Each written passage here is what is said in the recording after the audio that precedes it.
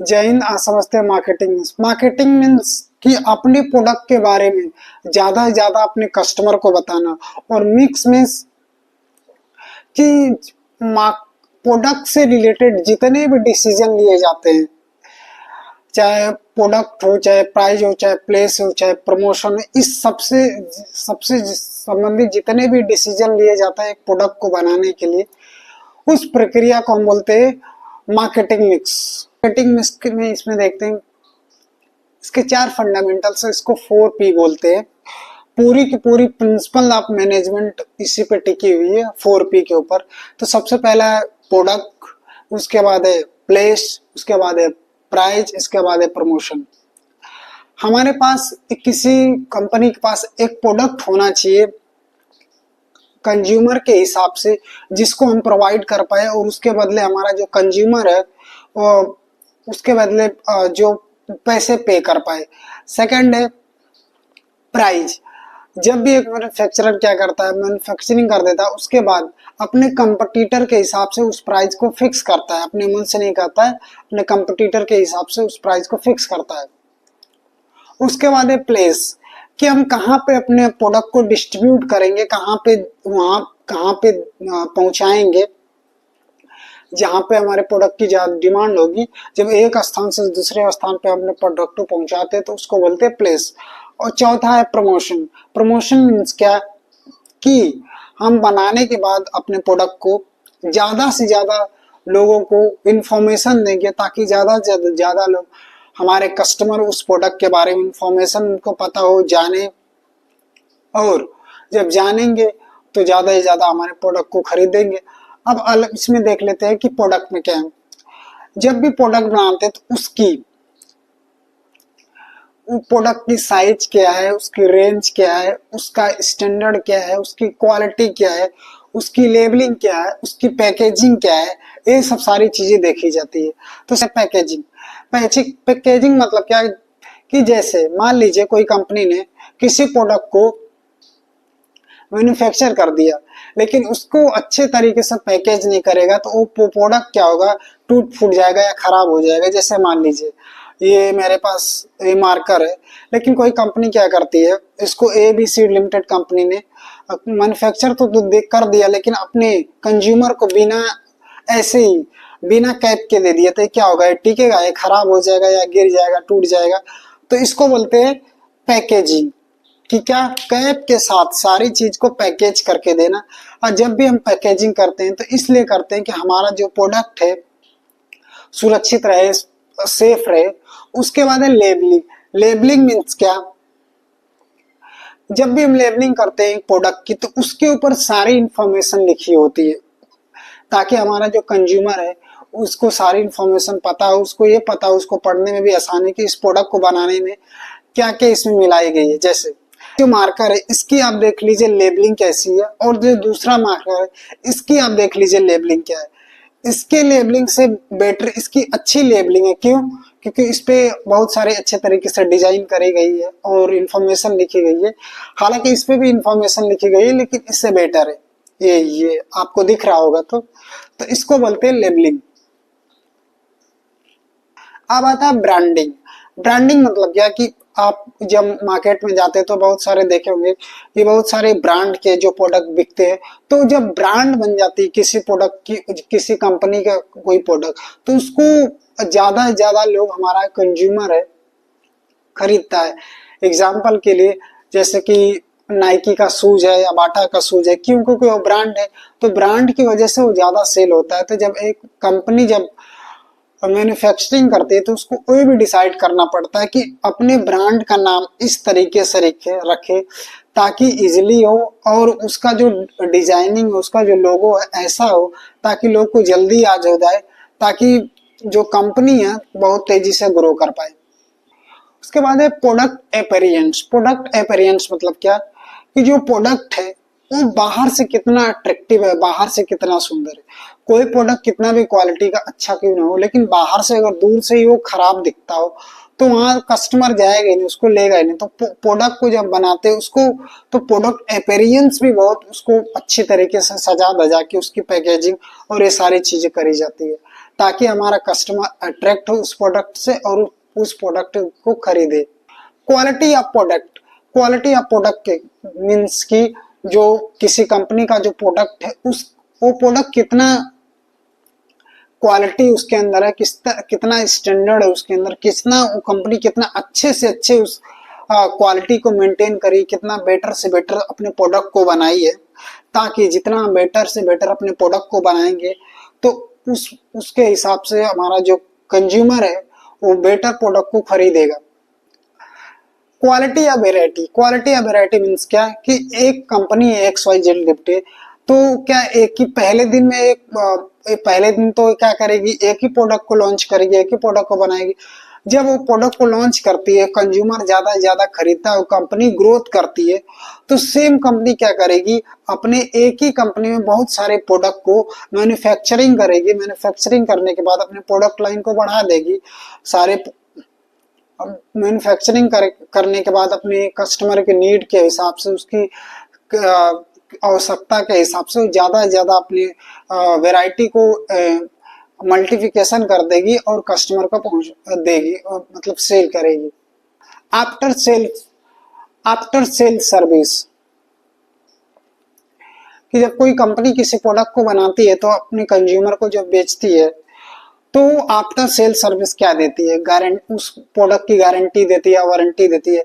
Guarantee में क्या होता है कि वो प्रोडक्ट अगर गारंटी पीरियड में खराब हो जाता है तो नए प्रोडक्ट को दिया जाता है, और वारंटी पीरियड में उस प्रोडक्ट की सर्विस करी जाती है, उसको रिपेयर कर जाता है, उसको बनाया जाता है। प्लेस मीन्स क्या, जब हम अपने प्रोडक्ट को एक स्थान से दूसरे स्थान पर पहुंचाते हैं उसको बोलते हैं place.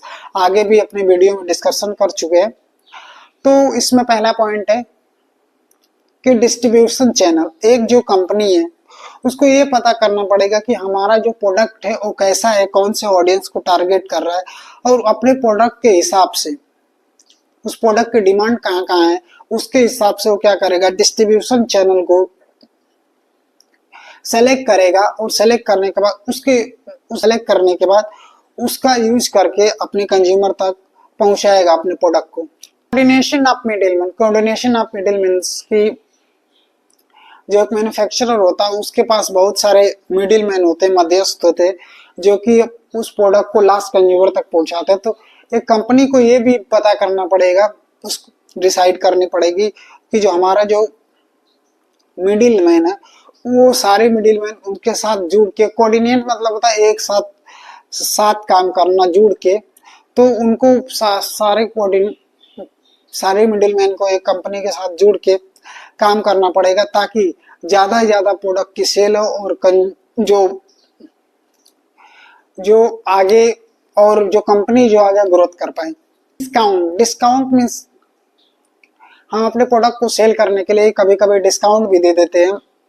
50% discount, 90% discount, 80% discount, product के बदले एक प्रोडक्ट फ्री देते हैं या कूपन भी निकाल देते हैं। स्टोरेज मीन्स क्या, जब एक कंपनी किसी प्रोडक्ट को बनाती है तो ऐसा तो नहीं कि वो आज ही बनाएगी और आज ही सेल हो जाएगा। जब तक कोई सेल नहीं होता उसको स्टोर करके रखना पड़ता है, और उसमें उसका जब स्टोर करके रखना पड़ता है तो उसको ये भी देखना पड़ता है कि हमारा प्रोडक्ट सुरक्षित है कि नहीं, सही है कि नहीं, उसमें मेंटेनेंस कॉस्ट भी लगता है, और जब वो प्रोडक्ट सेल होता है तो उसमें मेंटेनेंस कॉस्ट जुड़ जाता है, जिसकी वजह से प्रोडक्ट महंगे हो जाते हैं। Inventory, level of inventory means क्या कि जो एक मैन्युफैक्चरर है उसको ये पता करना पड़ेगा कि उसको ये पता होने चाहिए कि जहाँ हमारा जो प्रोडक्ट का मैन्युफैक्चरिंग कर रहे हैं वो कितने हमको स्टॉक में रखना है, अपने इन्वेंट्री में रखना है, और कितने स्टॉक बाहर निकाल देना, मतलब सेल आउट कर। क्योंकि जैसे जैसे डिमांड जब बढ़ेगी तो उसको इन्वेंट्री ज्यादा रखना पड़ेगा, डिमांड घटेगी तो उसकी इन्वेंट्री कम रखना पड़ेगा। तो ये सब सारी चीजें उसको डिसाइड। प्राइस के बारे में भी आगे डिस्कशन कर चुके हैं डिटेल में। तो प्राइस उसे कहते हैं कि जब एक कंपनी अपने प्रोडक्ट को बनाने के बाद प्राइस का निर्धारण करती है, जिस प्राइस पे अब उसका जो कंज्यूमर है उस प्रोडक्ट को खरीदना चाहता है और उस प्रोडक्ट के बदले उसको प्राइस पे करता है। अब इसमें देख ले पेमेंट पीरियड। एक जो होलसेलर है, तो होलसेलर जब मैन्युफैक्चरर से प्रोडक्ट को लेता है बल्क में, तो मान लीजिए XYZ लिमिटेड कंपनी है जो कि होलसेल में किसी मैन्युफैक्चरर से लेता है कोई प्रोडक्ट, मान लीजिए सेंट लेता है 1 करोड़ का सेंट लेता है लेकिन 50 लाख देता है, तो 50 लाख को कब देगा? 8 महीने में देगा, 15 महीने में देगा, 2 साल में देगा, 2.5 साल में देगा। तो जो ये मैन्युफैक्चरिंग को डिसाइड करना पड़ता है मैन्युफैक्चरिंग कंपनी को कि, तो इसी को बोलते हैं, तो इस प्रक्रिया को बोलते हैं payment period. Price policy, price policy means क्या कि सरकार क्या करती है कि प्राइस डिसाइड कर दी है कि इस प्रोडक्ट की इतना प्राइस होगा, इससे हाईएस्ट प्राइस पे कोई भी इस प्रोडक्ट को सेल आउट नहीं कर सकता। जैसे मान लीजिए खाद्य सामग्री बहुत सारी है, या फिर उसमें भी जो कि हमारे घर में गैस सिलेंडर आता है, या बहुत सारे पेट्रोल के भी दाम फिक्स कर दिए गए कि इससे ज्यादा इतना लीटर पेट्रोल मिलेगा, इससे ज्यादा पे आप सेल आउट नहीं करते। लेकिन कभी कभी सरकार जब बदलती है उसकी पॉलिसी चेंज भी हो सकती है। जब पॉलिसी चेंज होती है तो जो एक मैन्युफैक्चरर होता है तो अपने प्राइस में चेंजेस भी कर सकता है। प्रॉफिट ऑफ परसेंटेज, एक मैन्युफैक्चरर को एक भी डिसाइड करना पड़ता है कि जो अपने प्रोडक्ट को सेल करेगा तो एक वो कितने प्रॉफिट कमाएगा, कितने परसेंट प्रॉफिट कमाएगा, एक प्रोडक्ट पे 20%, 50% या 60%, ये भी डिसाइड करना पड़ता है। तब जब कोई भी कंपनी प्रॉफिट कमाएगी तभी आगे वो ग्रो कर पाएगी, तभी उसकी कंपनी ग्रो कर पाएगी। लोन फैसिलिटी एंड कंडीशन, एक जो मैन्युफैक्चरर होता है अगर उसके पास कम पैसे हैं तो क्या करेगा, बैंक से लोन भी ले सकता है। तो उसके साथ बैंक ने कंडीशन भी लगाई हुई है कि आपके पास इतनी संपत्ति होगी तब उसके बदले हम लोन देंगे। क्यों? क्योंकि अगर भविष्य में वो उस लोन को पूरा नहीं कर पाता तो उसके संपत्ति से बेच के वो लोन को पूरा कर दिया जाता है।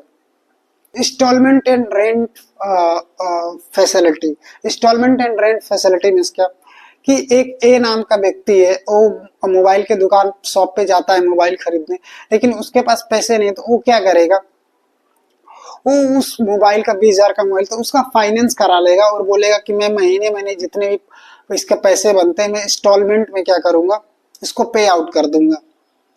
और रेंट, आज बहुत सारी गाड़ी जो है रेंट पे मिलती है कि आप 20,000 30,000 में आप मर्सिडीज लीजिए, ये रेंट या फिर ये गाड़ी लीजिए या कोई भी गाड़ी लीजिए, तो उसको इतना दिन तक यूज करना पड़ता है, उसका रेंट देना पड़ता है। उसके बाद वो गाड़ी जहाँ जिसकी होती है उसके पास चली जाती है।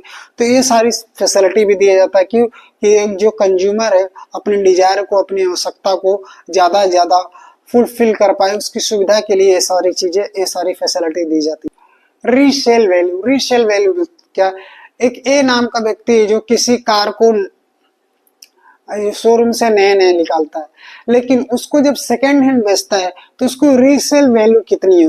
अगर 20 लाख का कोई कार खरीदता है तो जब उसको रीसेल करेगा, सेकेंड हैंड बेचेगा, तो ऐसा तो नहीं कि 20 लाख का हो सकता है उसकी वैल्यू 15 लाख हो जाए, 8 लाख हो जाए। तो इसी को बोलते हैं रीसेल वैल्यू, कि आप किसी प्रोडक्ट को खरीदने के बाद उसका रीसेल भी कर सकते हैं।